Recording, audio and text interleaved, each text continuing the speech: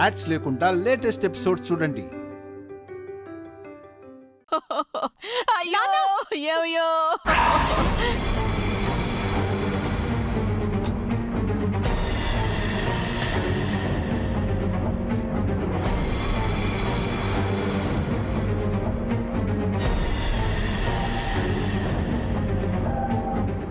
నానా, నువ్వు బతికే ఉన్నావా? పాపి చిరాయు అని అప్పుడే పోతానా? మరెందుకో చచ్చిపోయినట్టు పడిపోయావు? ఆ దివ్య కొట్టిన దెబ్బకి లెఫ్ట్ లో ఉన్న గుండె రైట్ లోకి వస్తే ఎలా ఉంటుందా అని ఆలోచిస్తున్నాను. మనలా దివ్య మామూలుగా కొట్టలేదు. ముళ్ళును ముళ్ళుతోనే తీయాలి, వజ్రాన్ని వజ్రంతోనే కొయ్యాలంటే ఏంటో అనుకున్నా. ఆ దివ్య అలాంటి పనే చేసింది. మన వేలుతో మన కంట్లోనే పొడిచి మనం తీసిన గోతులో మనల్నే పడేసింది.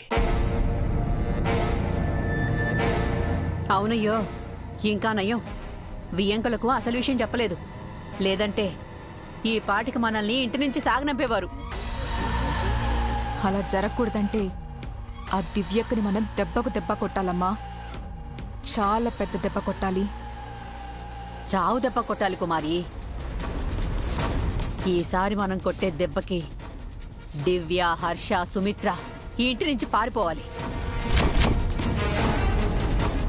అలాంటి ప్లాన్ ఆలోచించాను. ఈసారి మనతో పాటు మన అల్లుణ్ణి కూడా రంగంలోకి దింపాలనుకుంటున్నాను.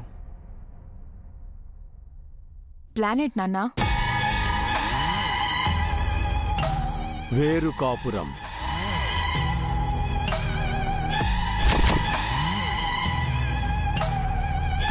అల్లుడు గారితో చెప్పి ఈ ఇంటిని 2 ముక్కలుగా చేద్దాం. సూపర్ ఐడియా అయ్యో. ఈ ఉమ్మడి కుటుంబాన్ని ముక్కలు ముక్కలు చేస్తే తప్ప మనం అనుకున్నది జరగదు. ఇంటిని ముక్కలు చేయడం ఎందుకు? దివ్యక్క వాళ్ళని ఇంటి నుంచి పంపించేస్తే సరిపోతుంది కదా. ఇల్లు 2 ముక్కలైతే వాళ్ళ గుండె 4 ముక్కలవుతుంది. ఆ తర్వాత వాళ్ళని ఇంట్లో ఉండమన్నా ఉండరు. ఈ రాత్రికే అల్లుణ్ణి రంగంలోకి దించి మన ప్లాన్ అమలు చేద్దాం.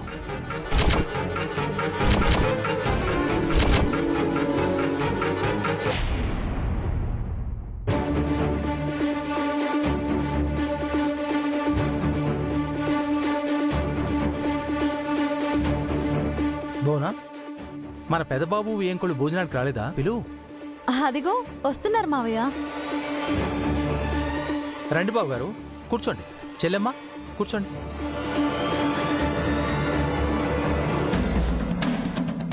వాళ్ళు వడ్డిస్తారు కుమారి, నువ్వు కూర్చో. మా అల్లుడు గారు రాకుండా మేం భోజనం ఎలా చేస్తాం బావగారు? వాడు రోజు లేటుగా ఇంటికొస్తాడు. వాడి కోసం ఎదురు చూస్తూ కూర్చుంటే మీ కడుపు కాలుతుంది.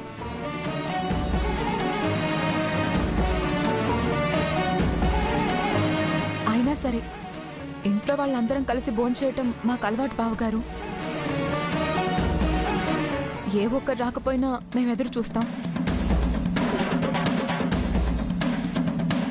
దీపుబాబు లేకుండా మీరు భోంచేయటం మాకు విచిత్రంగా ఉంది. పెద్దవారి కంటే ముందు చిన్నవారు తినడమే తప్పు కదా కుమారి. చిన్నవారి కోసం పెద్దవారు వెయిట్ చేస్తూ కూర్చోవడం ఇంకా తప్పు. అవునమ్మా, దీపు ఎప్పుడు ఆలస్యంగా ఇంటికొస్తాడు. ఒక్కడే కూర్చుని భోంచేస్తాడు. మాకిది అలవాటే. ఆయన దీప్ కోసం ఆ పిన్నే వెయిట్ చేయదు. మీరెందుకు వెయిట్ చేస్తారు? కూర్చొని తినండి.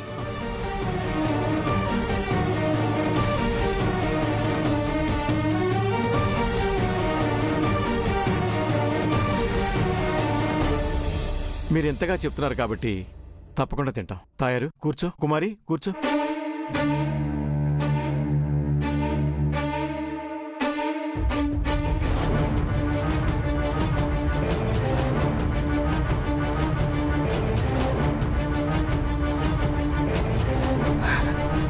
దీపు అత్త మామలు భార్య ముందు దీపు గురించి చులకనగా మాట్లాడతారా?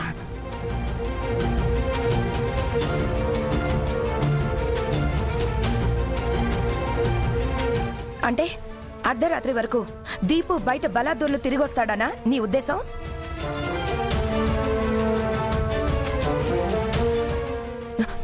చూసావా ప్రసాద్, హర్ష ఏమో మంచోడు, దీపు ఏమో చెడ్డోడు అన్నట్టు మాట్లాడుతున్నాడు.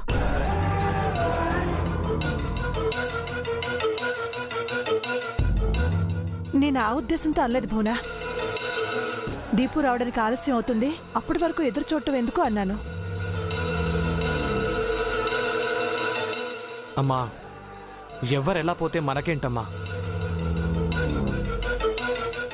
నేనైతే రైట్ టైంకి ఇంట్లో ఉంటున్నాను కదా. పెదబాబు వదిలేరా, వడ్డించండి మీరు.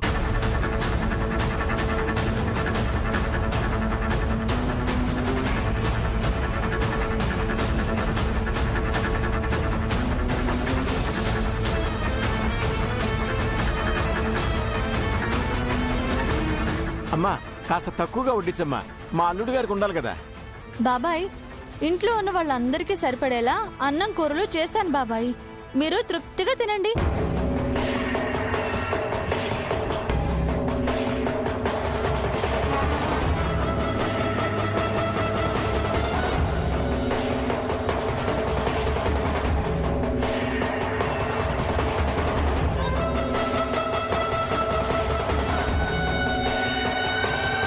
తీరా మా అల్లుడు తినే సమయానికి అన్నము కూరలు అయిపోతే ఎలాగమ్మా?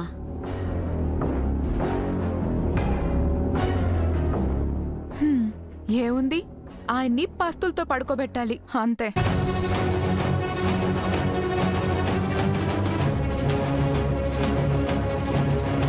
అలాంటి పరిస్థితి ఇంట్లో ఎవ్వరికీ ఎప్పటికీ రాదమ్మా. అందరూ తినగా ఇంకా మిగులుతుందే తప్ప ఎవ్వరికీ కొదవరాదు. ఏదో మా ముందు జాగ్రత్తగా చెప్తున్నాం బావగారు. ఏ మావయ్య గారు, మీ ఇంట్లో అన్నం కూరలు అయిపోయి మీరు ఎప్పుడైనా పస్తులు పడుకున్నారా?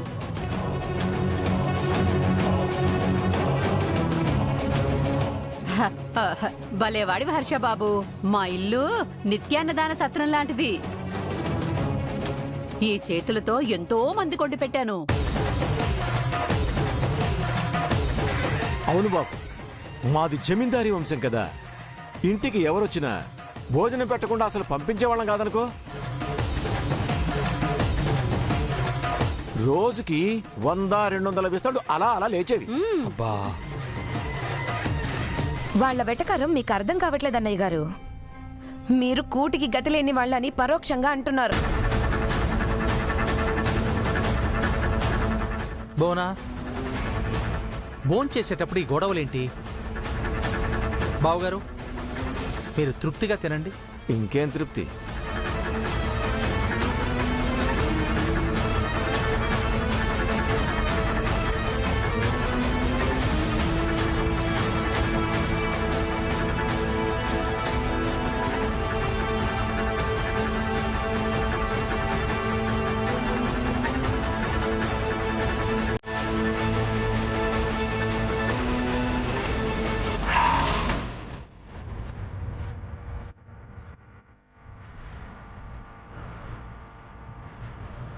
పెద్ద చిన్న లేకుండా సూటిపొట్టి మాటలు అంటూ ఉంటే ఇక ముద్దేం దిగుతుంది?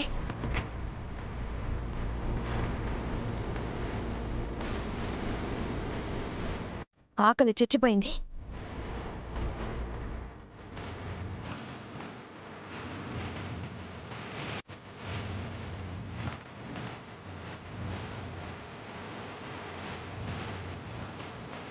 మీరేం ఫీల్ అవ్వకండి, పెన్ని బాగానే తినింది.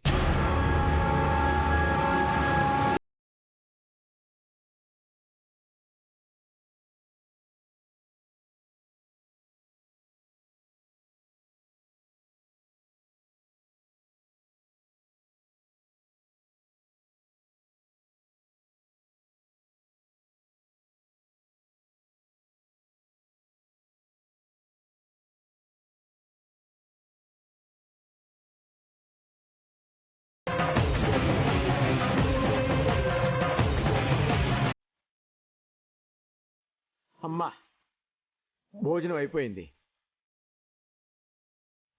తయారు పద.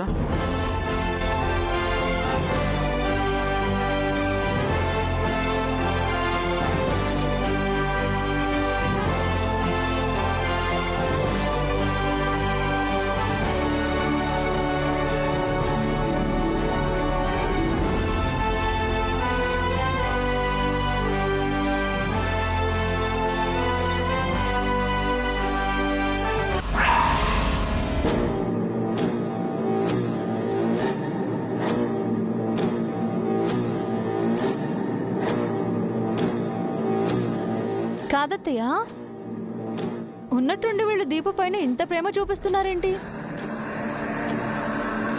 అన్నం కూరల గురించి అంతలా మాట్లాడుతున్నారు. ఏమోనమ్మా, వాళ్ళు ఎప్పుడు ఏ గొడవ తెస్తారోనని కంగారుగా ఉంటుంది.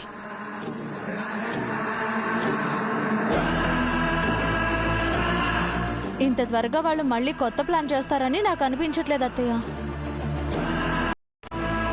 ఇచ్చి దివ్య, పెద్ద ప్లానే వేశాం. ఈ ఇంటిని ముక్కలు చేయబోతున్నాం.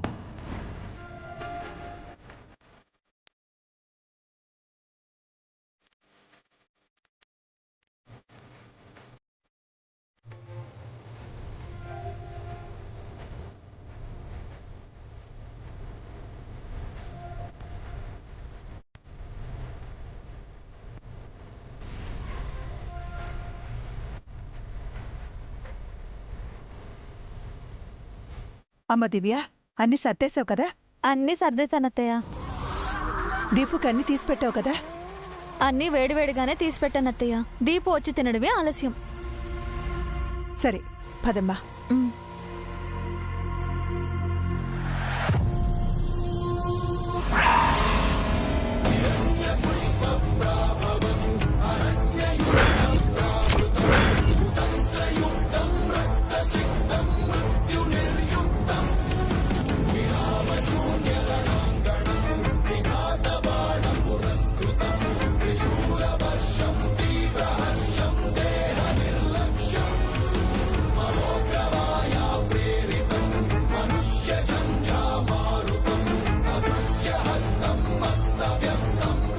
అమ్మాయి, ఇంకెందుకు లేటు, కానిదం పట్టు.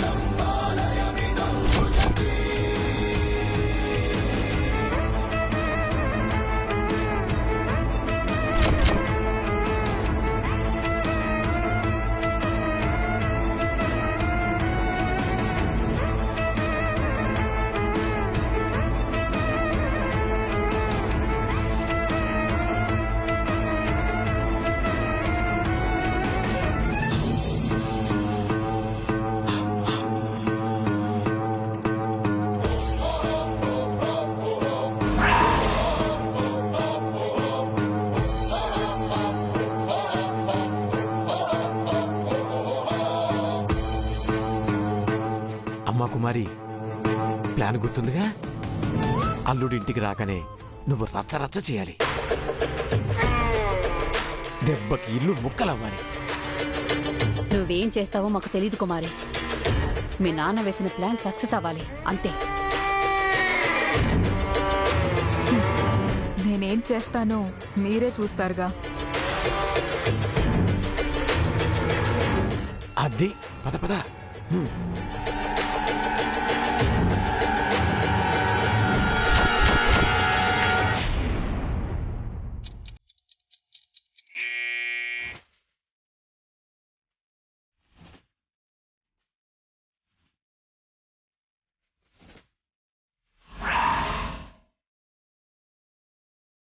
హాయ్ డార్లింగ్, డోర్ తీసినందుకు thank you.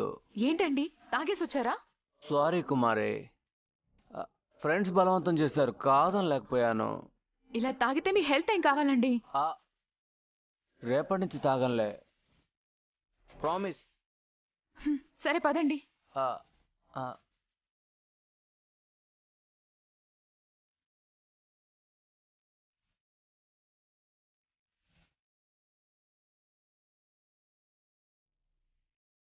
Hi uncle. Sorry, party అది మీరు ఇంకా నిద్రపోలేదు అంకుల్. మీకోసమే ఎదురు చూస్తున్నాం అల్లుడు. నేను లేటుగా వస్తాను, మీకు తెలుసు కదా. ఎందుకు భోంచేశారా? మాతో బలవంతంగా తినిపించారు బాబు, మమ్మల్ని క్షమించండి. ఈ మాత్రం దానికి సారీలు ఎందుకులే ఆంటీ. ఆ, కుమారి, నాకు వడ్డించు, నేను కూడా తింటాను. ఇంకెక్కడ భోజనం బాబు? తాగుబోతు వెధవా, పని పాట లేకుండా అర్ధరాత్రి వరకు బయట బలాదురుగా తిరిగొస్తాడు. పైసా సంపాదన లేదు, వాడికి భోజనం ఎందుకని మీ వదిన అన్నయ్య నోటికొచ్చినట్టు మాట్లాడారు అల్లుడు.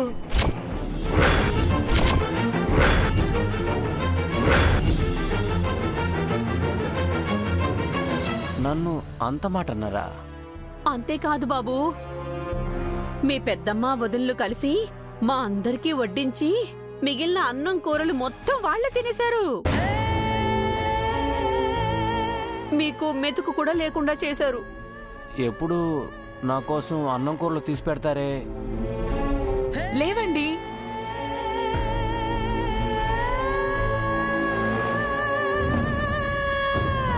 ఇందులో చూడండి, ఏమన్నా ఉన్నాయా?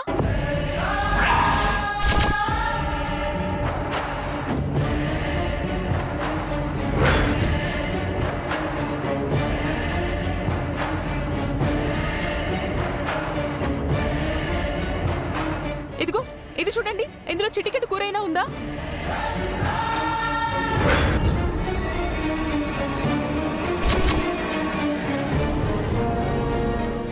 లేవు. అదే కదా అల్లుడు చెబుతున్నాం. మీకు ఇంట్లో కాస్తైనా విలువ లేదు, బొత్తిగా గౌరవం లేదు, పరువు మర్యాద అంతకన్నా లేదు.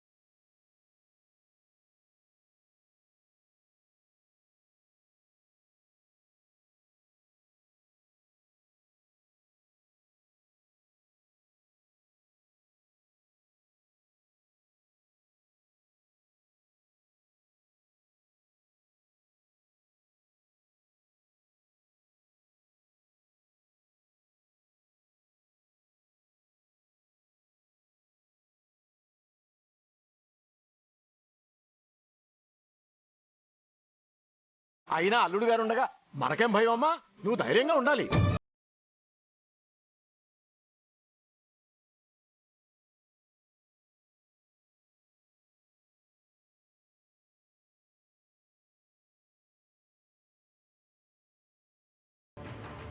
మా మామ్కి ముద్దులు కొడుకొని నన్నే అంత మాట అంటారా? చెప్తా వాళ్ళ సంగతే.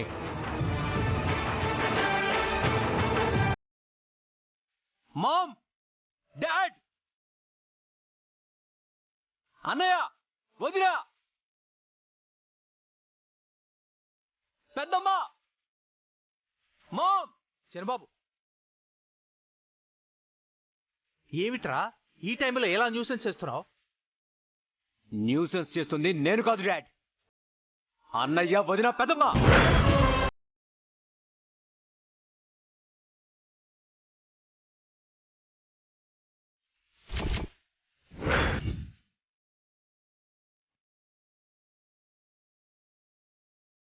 ఏంట్రా తాగొచ్చావా?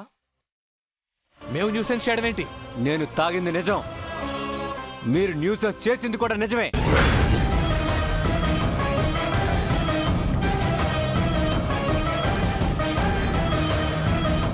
మేమేం చేశాం దీపు? నువ్వు మాట్లాడుకోదురా.